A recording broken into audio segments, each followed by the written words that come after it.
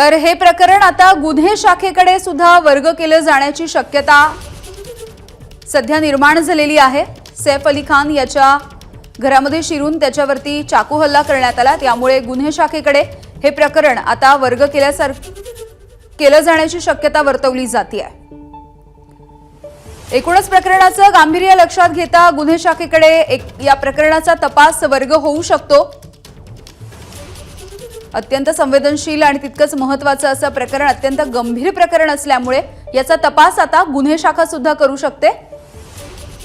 सूरज सावंत आपल्याला याविषयी माहिती देत आहेत। सूरज, नक्कीच सैफ अली खान याच्या घरी 2 ते 3 दिवसांपासून फ्लोरिंगचं काम चालू होतं आणि यावेळी देखील काही कामगार ते त्याच्या घरी होते, त्यांना देखील आता चौकशीसाठी पोलिसांनी ताब्यात घेण्यात आलेलं आहे आणि त्यांची चौकशी सविस्तर केली जात आहे।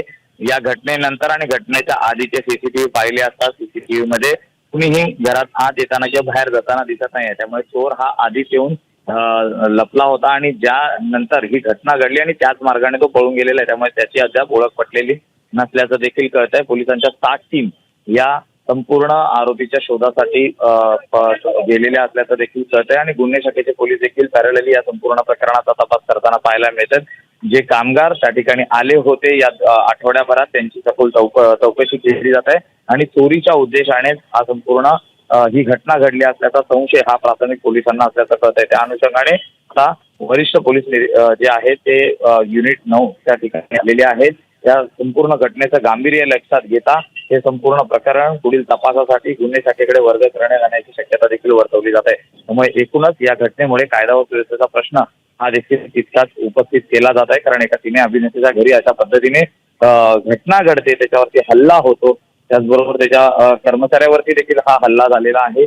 ही घटना रात्री 2च्या सुमारास घडली होती, ज्यावेळी सैफ हा त्याच्या मुलाच्या बेडरूम मध्ये होता आणि ज्यावेळी त्या महिला कर्मचारीवरती हल्ला झाला, तिचा आरडाओरडा ऐकून सैफ अली खान बाहेर आला।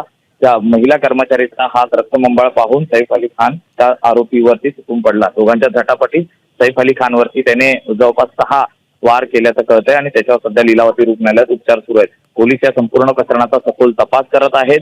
ही चोरीच्या उद्देशानेच ही घटना घडली असण्याचा संशय पोलिसांना आहे आणि त्या अनुषंगानेच घरातीलच व्यक्ती यामध्ये इन्व्हॉल्ड आहे का याचा देखील तपास केला जात आहे। त्यामुळे घरात आठवड्याभरात कोण कोण आलं, कोण कोण गेलं याची नोंद पोलिसांकडनं घेतली जाते। जे फ्लोरिंगसाठी आले होती माणसं त्यांची देखील चौकशी सविस्तर घेतली जात आहे।